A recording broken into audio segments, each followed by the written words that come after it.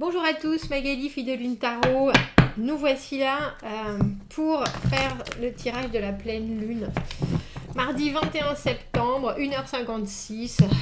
La pleine lune en poisson, donc on la verra bien entendu, super pleine. Le 20 dans la nuit de lundi à mardi. Boucler les vieux dossiers, comme dirait Roland Legrand. La pleine lune, en plus en poisson, qui va être pleine d'émotions, émotions qu'on a besoin de mettre en lumière, sur quoi est-ce qu'il faut lâcher prise, sur quoi est-ce qu'il faut finir de mettre la barre d'été et les points sur les i. On va aller voir les messages des cartes, changement de saison, on récolte tout ce que l'on peut avant d'embrasser la nouvelle saison. C'est aussi le moment où on récompense tout ce qu'on a planté avant. Donc, ce qui n'a pas fonctionné, ou en tout cas ne nous est plus utile, on va le laisser derrière. Ça peut déclencher des émotions, je pense, très intenses, cette pleine lune. Alors, on va faire, j'ai mis notre carte qui est la pleine lune en poisson et l'appelle équilibre entre spiritualité et practicalité. On va faire un tirage avec qu'est-ce que je dois laisser derrière moi, qu'est-ce que je dois entre guillemets sacrifier, parce que je pense qu'il y a sacrifié, parce que je pense qu'il y a des choses qui sont tellement profondes que quand soudainement on s'en rend compte et qu'il faut de suite les quitter. Ça peut être compliqué. Il y a un côté je me rends, je trouve, à cette pleine lune. Je me rends à ce que je ressens, je me rends à ce que je devine, je me rends...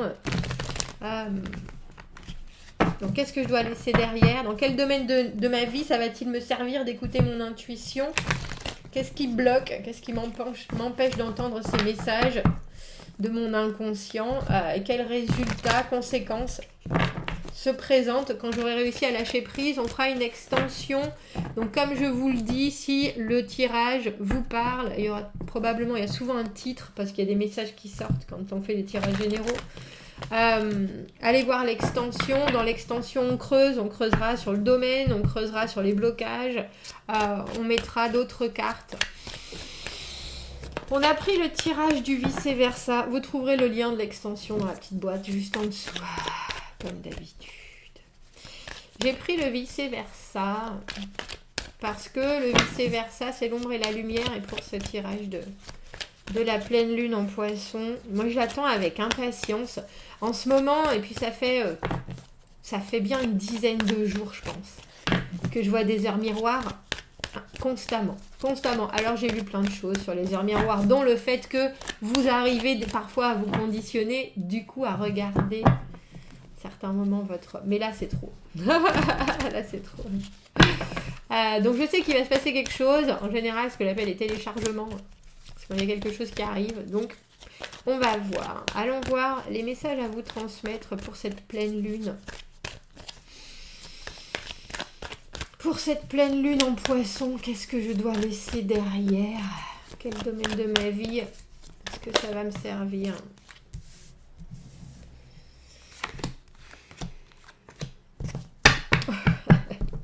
Je me disais...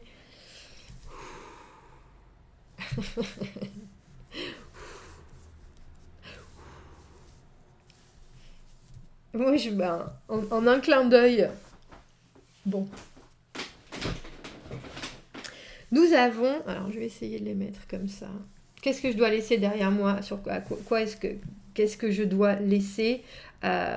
Qu'est-ce que je dois sacrifier? Et ça, c'est le... Je pense... Enfin, pour moi, vous me direz pour vous, mais... Pour moi, cette carte du 9 d'épée, la carte des pensées. La carte des pensées obsédantes. La carte de réfléchir, trop réfléchir, se faire tous les scénarios possibles et imaginables. L'anxiété qui nous empêche de voir qu'à l'extérieur, il y a de la lumière.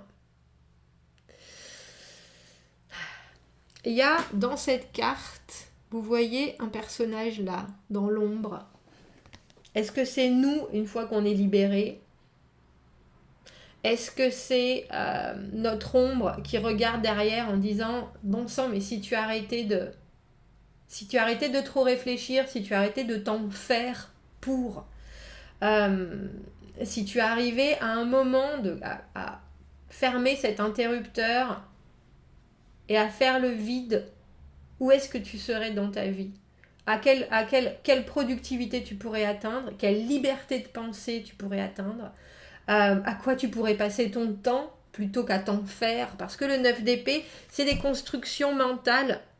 Elles n'existent pas, ces épées. Tout est dans la tête. Tout est dans la tête et c'est des choses, mais parfois, alors, je ne sais pas si ça vous arrive de la même manière qu'à moi, parfois, ces choses, quand on dit ça me trotte dans la tête, ça ne vous sort pas de la tête. Vous avez beau essayer et essayer et essayer, on respire, on décompresse, on fait de la méditation, on prend un bain. Quand c'est là, c'est là. Ces constructions mentales qui sont le plus souvent négatives, hein, c'est pas des choses joyeuses dont on s'encombre l'esprit, c'est pas des choses positives, ce sont ce que j'appelle des bouffeurs d'énergie, ça vous draine, ça vous empêche d'être là dans le moment présent, de discuter avec vos amis, avec vos enfants, d'être léger, parce que vous êtes enfermé derrière des choses qui ne sont dues, alors j'ai presque envie de dire qu'à vos intérêts, parce que quand on pense trop, c'est souvent qu'on est, alors on peut être inquiet pour certaines choses, mais ça ne sert pas dans le concret, dans le tangible, ces pensées-là n'amènent pas de solution parce que c'est nous avec nous-mêmes. Si on pouvait poser des questions et ainsi être rassuré instantanément, alors à ce moment-là, on pourrait progresser. Il est déjà là, ce progrès, avec le chariot.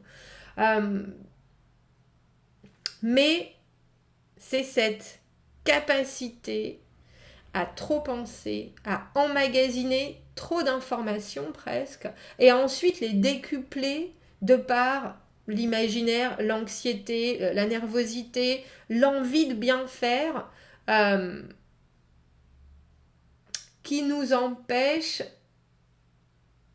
d'apprécier, alors non seulement le moment présent, mais en plus, quelque part, qui nous limite, parce qu'avec tout cet espace mental libre, on pourrait penser à bien d'autres choses, et ainsi se développer d'autant plus. Dans quel domaine de ma vie ça va me servir d'écouter mon intuition? Alors j'aime bien parce qu'on a l'empereur, mais on a l'empereur de dos. L'empereur, celui qui gère, celui qui maîtrise, alors on va dire professionnellement, si vous êtes à votre compte, qu'est-ce que cela pourrait faire, comme je disais, comme espace libre? Je suis en train de penser à un ordinateur quand on demande de l'espace pour pouvoir enregistrer d'autres choses. Si vous êtes, là on parle plus en général de la maîtrise de votre vie, dans tous les domaines de votre vie. Il est gentil ce tirage, il nous parle vraiment de tout. L'empereur, celui qui sait, mais celui qui a réussi justement à agir, celui qui il est quatrième du tarot, celui qui est passé par tous les stades, qui a pris des risques, qui a réalisé ses rêves, qui est toujours en train de les réaliser, qui maintenant arrive à gérer la situation sans être enclin et sans être touché par quoi que ce soit. L'empereur, il a plus de peur et à ce moment-là, il peut, quand il est dans le calme, visualiser et se projeter avec toutes ses capacités. Si vous arrivez à écouter votre intuition et au moment où ces pensées arrivent, vous rendre compte non seulement qu'elles sont inopportunes, pas du tout nécessaires et qu'elles viennent vous contaminer, c'est presque quelque chose de physique qu'il faut faire. J'ai pas besoin de ça, c'est pas à moi, ça ne m'appartient pas. C'est là où l'intuition, le moment où il y a quelque chose, ça peut être dans une conversation où vous entendez un non-dit et vous laissez passer. Et là, votre intuition, elle est en train de dire creuse. Parce que si vous ne creusez pas à ce moment-là, il y a des informations qui passent ailleurs et vous pouvez pas après gérer les choses et vous expliquer à la face du monde. Il y a vraiment, pendant cette pleine lune, une capacité, parce que pour moi, l'empereur, il se connaît, il se connaît spirituellement, il a fait tout un chemin, mais ce qui lui importe, lui, c'est son rôle sur Terre. Je pense qu'on a toute une imposition, ouais. On a tous une position et une capacité à être l'empereur, et c'est ce qu'on nous demande. Il y a un côté très, c'est masculin bien entendu, mais c'est avant tout dans le tarot, la force et la maîtrise plutôt que le ressenti. Une fois que les choses sont là, comment je les gère, comment je suis responsable, et comment, avec tout ce que je connais de moi, de mes résultats, de mes envies, de mes facultés à entendre ce qu'il se passe, à croiser les informations, je peux du coup encore plus étendre alors mes réalisations, on dira, ou comment est-ce que je peux être plus serein et plus détaché. Il y a quelque chose, la différence entre le vice et le versa, c'est que pour moi, on est dans cette situation-là et on comprend nos assises. Là, on a compris et on regarde vers l'extérieur. Comment est-ce que ce que vous avez à l'intérieur et vos certitudes de qui vous êtes et vos forces, vos ultra-capacités, vos super-pouvoirs, est-ce que vous pouvez, en écoutant plus votre intuition et en vous débarrassant de ces idées parasites, est-ce que ça va vous amener à voir le futur et à comprendre votre place d'autant plus à l'intérieur du monde et à prendre la place qui vous est due? J'aime bien parce que qu'est-ce qui bloque, m'empêche d'entendre ces messages de mon inconscient? On a la roue de fortune. Et la roue de fortune, c'est les aléas de la vie. La roue de fortune, pour moi, c'est la compréhension de notre force, de notre résilience à accepter les choses, les claques qu'on prend en pleine figure et à pouvoir rebondir et remonter tout en haut. Il faut savoir que de ce côté-là, on a le battleur avec la roue de fortune. Qu'est-ce que je veux? Qu'est-ce que je veux voir arriver de ce qui m'arrive?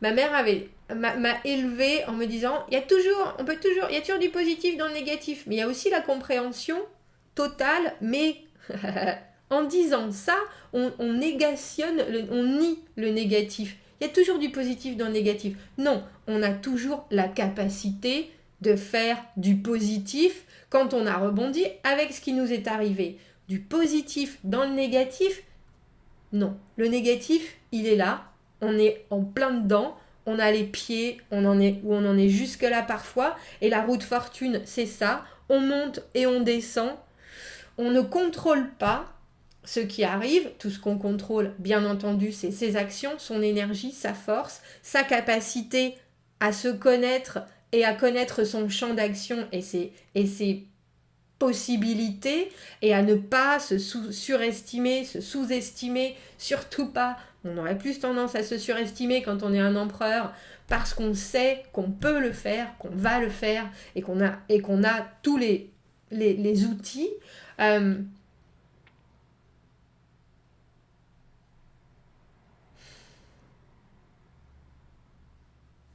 Et je pense que ce qui bloque, ce qui vous empêche d'écouter votre intuition, c'est que les aléas de la vie peuvent vous désarçonner parce que soit vous êtes trop investi, parce que le battleur, il est spontané, il a envie que ça se passe, il a envie que ça arrive les choses. Et quand ça n'arrive pas, certaines personnes se retrouvent trop en bas au lieu d'avoir pu réussir à saisir les énergies comme le battleur peut le faire, tout ce qui se passe autour, dont les intuitions, les rêves, je tends l'oreille autant à mon intuition intérieure qu'aux énergies qui se passent autour pour réussir à déchiffrer et à d'autant plus réussir à remonter à cette échelle et remonter tout en haut de la roue. Je pense qu'il y a certaines personnes qui, quand les choses arrivent, se retrouvent ici et très probablement, beaucoup d'entre vous se retrouvent ici. Alors, il faut savoir qu'il y a bien sûr une idée de super contrôle, mais là, on vous dit, l'empereur, il contrôle ce qu'il peut contrôler. C'est pour ça qu'il délègue, c'est pour ça qu'il y a certaines choses. L'empereur n'est pas un médecin, par exemple. L'empereur, il ira voir un médecin s'il se casse une jambe. C'est pas parce qu'il est empereur et que il a tous les pouvoirs, qu'il a toutes les possibilités, qu'il a tous les savoirs du monde. Il y a quelque chose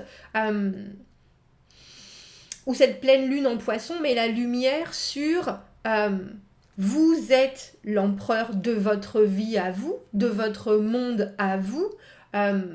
Comment est-ce que vous pouvez remonter quand une situation vous amène, est incontrôlable et vous amène tout en bas? Qu'est-ce qu'on fait? Qu'est-ce que je dois faire? Comment est-ce que je peux le faire? Est-ce que vous avez de suite cette assurance qui vous dit bon, on s'assoit, on réfléchit, ou alors est-ce que vous vous laissez envahir?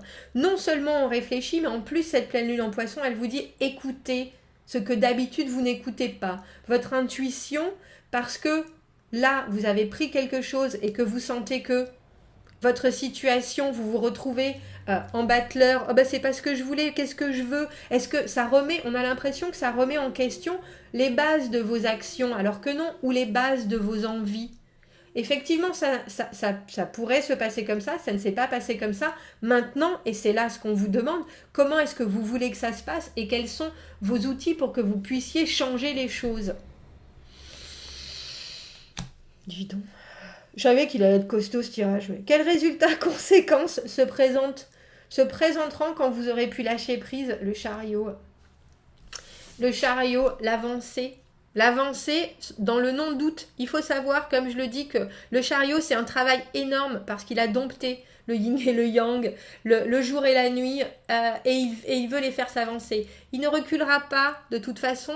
Le chemin derrière lui se décompose. Il n'y a pas de retour. On regarde devant, on voit devant l'infini, tout ce qui se prépare devant nous, mais c'est aussi des avancées professionnelles, c'est des avancées amoureuses, c'est des avancées personnelles. On est sur un chemin, on contrôle, oui, mais on contrôle vers l'avant, on ne contrôle pas vers le doute, vers l'anxiété, et surtout on drive ce qu'on peut driver avec, donc on conduit ce qu'on peut conduire et on concentre et on focalise nos capacités à ce qu'on a décidé de dompter. On ne dompte pas tout, c'est impossible, mais quand on arrive à non seulement se vider l'esprit, prendre son rôle avec toutes les responsabilités que ça amène dans sa vie, avec la vraie assurance qu'on peut le faire et qu'on va réussir à pas tout démolir à chaque fois qu'il y a quelque chose qui se passe mal, on avance. On a vraiment là, avec ce tirage de la pleine lune, conscience des énergies qui sont presque palpables, je dirais, qui sont presque physiques, de ce qui peut vous arriver quand on vous fait une remarque déplacée sur quelque chose sur lequel vous avez travaillé énormément et qui soudainement vous emmène au 36e dessous parce que vous y réfléchissez trop, parce que vous prenez ça et que vous le montez en épingle, au lieu de suite de vous dire ok, je comprends, j'assimile, je fais la part des choses et je continue mon chemin. Et surtout ça me construit, parce que l'empereur il se construit tout le temps, et une fois qu'il est construit, il se permet en plus d'avoir une vision d'autant plus étendue sur le reste des choses. Bon, on va en rester là. C'était vraiment, en plus, cette citation, enfin cet écrit qui était là, équilibrer la praticalité des choses et la spiritualité, c'est presque, comme je vous dis, c'est presque palpable. C'est presque palpable. Si vous me suivez dans l'extension, moi j'aimerais bien aller voir les domaines de la vie de cet empereur, parce que là on règne. On règne, et ce qui est le plus enclin à nous amener dans cette énergie de trop penser, Les blocages, avec cette roue de fortune, comment est-ce qu'on peut, avec le conseil des cartes, les faciliter? On les évite pas, les blocages, mais au lieu, comme je dis souvent, de se taper la tête contre le mur, quelle échelle on peut trouver, quels moyens on peut trouver, quels sont les conseils des cartes pour remonter le plus rapidement possible quand on a eu des nouvelles compliquées et retrouver sa place d'empereur. On fera ça dans le tirage, dans l'extension. Si ça vous a parlé, allez la voir.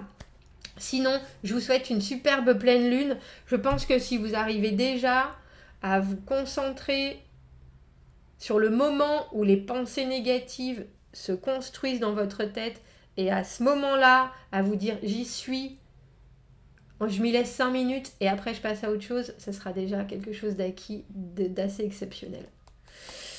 À bientôt, merci beaucoup, au revoir.